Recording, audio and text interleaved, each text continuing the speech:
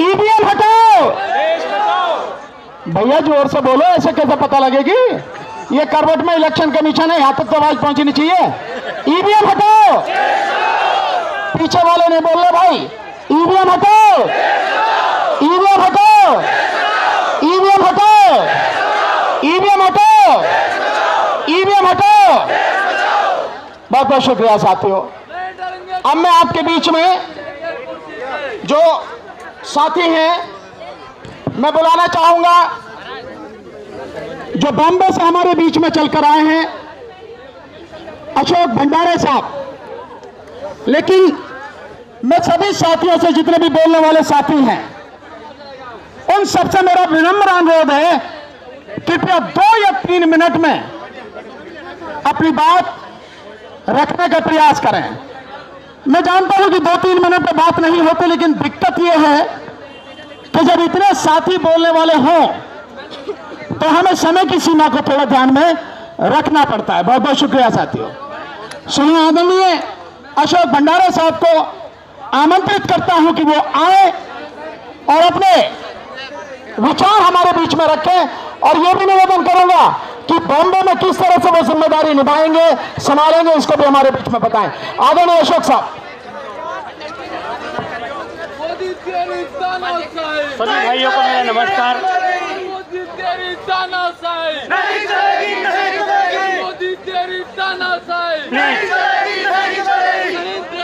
अरे देखिए, कोई भी मूवमेंट को अंजाम तक लेके जाने के लिए डिसिप्लिन जरूरी होता है। मैं सबको हाथ जोड़ के विनती करता हूं कि सब बैठ जाए। इस तरह से अगर हम लोग अलग अलग गुट बनाकर, हमारी एकता नहीं दिखती है। हमारी एकता दिखनी चाहिए, और एक तभी होगे जब सारे बैठ के किसी एक व्यक्ति की बात सुनेंगे। तो कृपया सारे बैठ जाइए,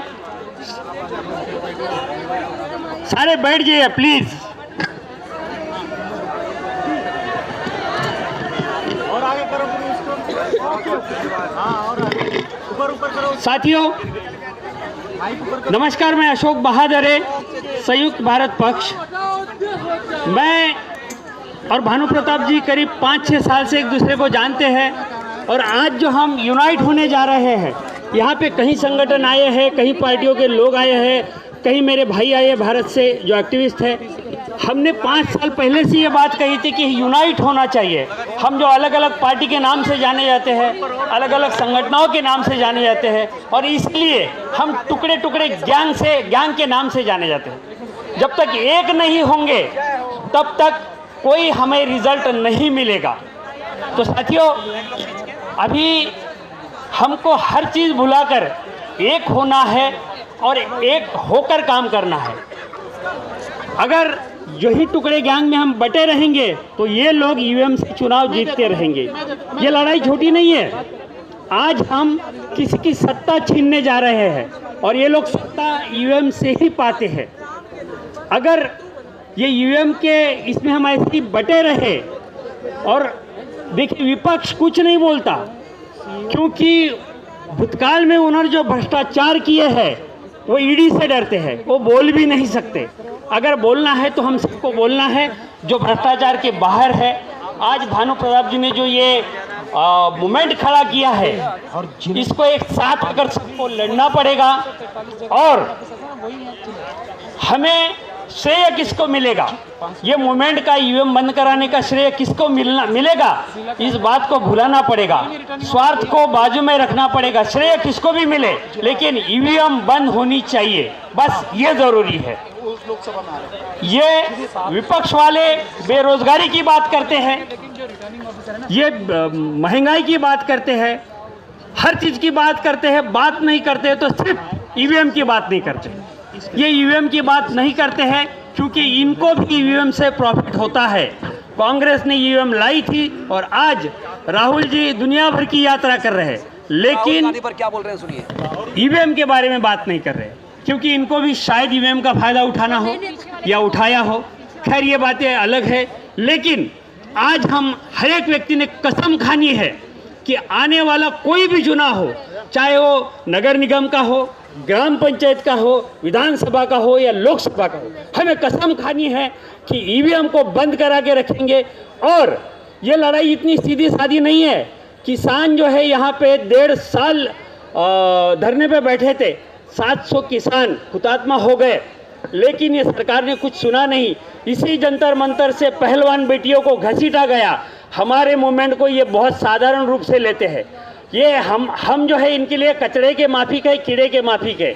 इनको बहुत ताकत है इनमें, इसलिए ये मूवमेंट जो है अभी वो अहिंसा वाली बात छोड़कर हिंसा का रूप भी ले ले तो कोई बात नहीं है, लेकिन जहां भी ईवीएम से चुनाव होगा ईवीएम तोड़ी जानी चाहिए। हम ईवीएम जब तक नहीं तोड़ेंगे तब तक ये ईवीएम बंद नहीं होगी। हमारे इस तरह से चिल्लाने से कुछ नहीं होगा। हमको जब चाहे हिंसा जब चाहे अहिंसा इस्तेमाल करना होगा और ईवीएम को तोड़कर ये ईवीएम को खत्म करना होगा, बंद करना होगा। जय हिंद, जय भारत साहब। बहुत बहुत शुक्रिया आदरणीय अशोक जी। पुलिस का है वो जो आपने मुझे दी थी जी। अब मैं चाहूंगा कि हमारे बीच में जो साथी आए हैं, जो बिजनौर से चलकर आए हैं, आदरणीय जज साहब श्री मनोज कुमार साहब, मैं चाहूंगा कि आदरणीय जज साहब मनोज कुमार साहब आए और अपनी बात हमारे बीच में रखें। एक युवा व्यक्ति जिसकी अभी सर्विस काफी बाकी है, लेकिन समाज में जो दिक्कतें लोगों के सामने हैं उनको देखते हुए रिजाइन करके लोगों के लिए संघर्ष करने के लिए आगे बढ़ता है। ऐसे ऐसे साथी और इतने योग्य साथी हमारे बीच में हैं। जोरदार ताली बजाकर स्वागत कीजिए। और उससे पहले हमारे बीच में जो आए हैं, जयपुर राजस्थान से चलकर पूरी टीम के साथ देख रहे हैं आप, ये पीली जो टोपी देख रहे हैं, ये देख रहे हैं पब्लिक अगेंस्ट करप्शन। इन्हीं के जो हमारे साथी हैं, एडवोकेट हैं पूनम चंद भंडारी साहब। मैं पूनम चंद भंडारी साहब से कहूंगा कि वो मंच पर आ जाएं, यहां उनका स्थान है। पूनम चंद भंडारी साहब और बाकी सारे साथियों से निवेदन है, प्लीज आप लोग सामने आ जाएं। और हमें आदरणीय जज साहब उनसे निवेदन करूंगा कि अपनी बात रखें, प्लीज।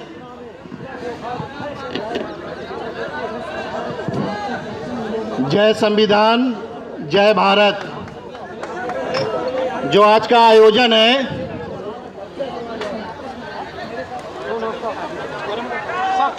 ईवीएम हटाओ लोकतंत्र बचाओ, क्योंकि बहुत कम शब्दों में अपनी बात रखनी है और ईवीएम की जो प्रणाली इस मुल्क में आई है वो उसके बारे में व्याख्या 2 मिनट 3 मिनट में नहीं की जा सकती, लेकिन चूंकि संक्षेप में कहने का आदेश हुआ है, मैं इस टाइटल को ईवीएम हटाओ देश बचाओ या लोकतंत्र बचाओ, मैं अगर इसको ऐसे कहता हूं कि मशीन हटाओ और भारत के लोगों को आगे लाओ।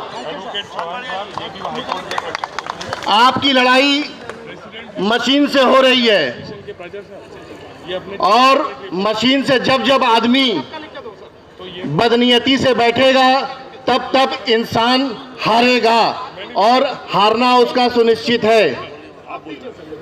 भारत के संविधान में सीक्रेट बैलेट की व्यवस्था की गई, जो यूनाइटेड नेशंस में International Covenant and Civil and Political Rights 1966 में आज भी सीक्रेट बैलेट की ही व्यवस्था है। चूंकि ईवीएम की व्यवस्था 1988 से संशोधन के माध्यम से आई है, लेकिन यह संशोधन बहुत ही लिमिटेड सेंस में था और यह प्रयोग आप लोग देख रहे होंगे कि 2014 से बहुत ही तेजी से आई और इसमें हमें विपक्ष से कोई शिकायत नहीं है। मेरा ये कहना है और आप लोगों से मैं एक प्रश्न भी पूछता हूं, क्या इलेक्शन कमीशन भारत की न्यायपालिका, भारत की कार्यपालिका और जो ये मीडिया है, अगर ये मिलकर कहे कि ईवीएम सही है तो क्या भारत के लोगों को मान लेना चाहिए? आप 140 करोड़ की आबादी की आवाज को एक मशीन से बंद करना चाहते हैं और बाबा साहब के दी गई व्यवस्था को, लोकतांत्रिक व्यवस्था को मशीन के द्वारा कुचलना चाहते हैं। इसके लिए हम लोगों को जो प्रयास करने पड़ रहे हैं वो राजनीतिक व्यक्तियों की जिम्मेदारी तो है ही, लेकिन हम आम लोगों की भी जिम्मेदारी बनती है। जब तक आप इस व्यवस्था को मानेंगे, तब तक ये आपको कुचलती रहेगी, लोकतांत्रिक अधिकारों को कुचलती रहेगी। अब लोकतंत्र कहना हम लोगों के लिए कठिन शब्द हो रहा है, इसको हम लोग ईवीएम तंत्र बोले। लोकतंत्र लोगों का तंत्र होता है, लोगों के लिए होता है, लोगों के ऊपर शासन होता है, लेकिन ये व्यक्ति विशेष कुछ एक लोगों के हाथ में ये व्यवस्था चली गई है। 1935 में गवर्नमेंट ऑफ इंडिया एक्ट में मात्र 13% लोगों को इस मुल्क में आज़ादी थी वोट देने की। भारत में बाबा साहब ने अपने संविधान के जरिए एक झटके में सभी लोगों को वोट देने का अधिकार दिया और जो मुल्क की व्यवस्था है उसमें एक पकौड़ी बेचने वाला, चाय बेचने वाला भी प्रधानमंत्री बन जाता है, एक भैंस चराने वाले का बच्चा मुख्यमंत्री बनता है, एक पोस्ट मास्टर की लड़की मुख्यमंत्री बन सकती है। यह बैलेट से व्यवस्था आई है, मशीन से व्यवस्था नहीं है। बाबा साहब की जो हम लोगों की व्यवस्था थी वह सिर्फ और सिर्फ बैलेट की व्यवस्था है। और दुनिया के किसी भी विकसित मुल्क में जो तकनीकी रूप से आपसे बहुत ही ज्यादा विकसित है, जहां से आप उधार और कर्जे लेते हो, वहां पर भी यह मशीन की व्यवस्था नहीं लाई गई है। तो मैं आप लोगों से यही निवेदन करूंगा कि हम लोगों को अब सड़कों पर आना होगा और बगैर उसके नहीं चलेगा, क्योंकि ऊपर में साठ गांठ हो चुकी है, उनको दिक्कत नहीं है। जो कहते हैं कि ईवीएम सही है, और ये जो संवैधानिक संस्थाएं बनी हैं ये भारत के लोगों को रक्षा करने के लिए बनी है, न कि उसका शोषण करने के लिए। मैं इन्हीं शब्दों के साथ अपनी वाणी को विराम देता हूं। जय संविधान, जय भारत।